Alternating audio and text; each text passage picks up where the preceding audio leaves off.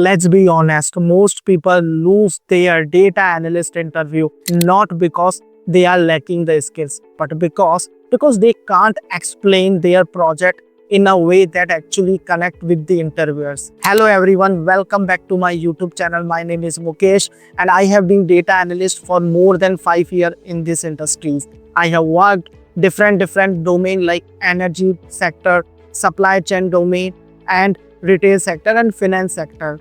So I have seen amazing candidates, they just fail because of they could not able to explain their project during their interview process. So in this video, I'm going to share with you my 5-step process that actually help you to land your first data analyst jobs. Step number 1, start with project context. So this is the step which you are going to follow. This particular step, interview actually want you how you can understand the problem. Okay, so you need to tell, okay, this is the problem that you were able to resolve and you were able to see in your projects. How you can do that? You can say, for example, let's say if you work as a smart energy meter dashboard, so you can say like that, I worked on a smart energy consumption dashboard for major energy company, and my goal was to track energy usage in the real time, spot pattern, and improve the billing accuracy for 50,000 plus customers. So this is the way which you can start your project. Make it very short and easy to understand. So that you should keep remember whenever you are going to explain this step. Number 2, explain your role clearly. How you can explain your role clearly? You need to understand. Interviewers want to know your contribution, not your team contribution. So whenever you are going to explain your project, so you need to show your responsibility, and you can start like this. For example, my main responsibility to include gathering the requirement from stakeholder or project, to designing the Power BI dashboard, writing the SQL queries in Snowflake to fetch and transform the data, and automating data refresh for daily updates. This thing actually show your ownerships in front of the recruiter. Number 3, describe the tool and techniques.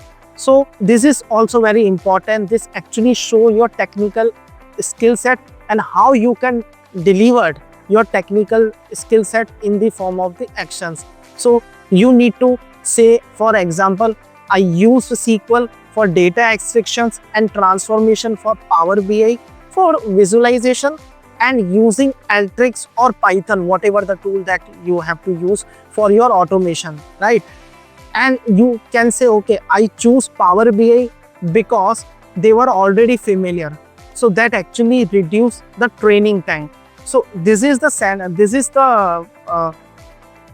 steps which you can explain in the front of the recruiter. So it also show, okay, this is the tools which you were able to use in your project and this is your contribution. Now number 4, show the result with the number. So this is the very important part which most of the people are skipping during their interview process, right? And this is the very important thing. Whenever if you are going to explain your project, you need to show your achievement with the form of the number. You can always show the number, what is the result and what achievement, the impact that you were able to deliver in your project. So for example, how you can explain, after our dashboard went live, my dashboard reporting time dropped by 30% and billing accuracy improved by 15% and customer complaint reduced by 20%. So this saved the companies $2,000 a year or $3,000, something like that you can say.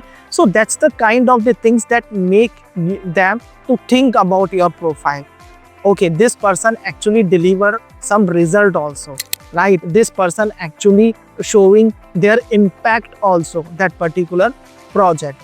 Number 5, and with learning and impact. So this is the final step which you need to follow. You can always your ending with adding some learnings and impacts. And why it is important, it actually show your growth mindset and reflection in front of the recruiter. And how you can do that? You can share your 1 to 2 technical trainings, and you can add one your soft skill training also. For example, how you can explain that?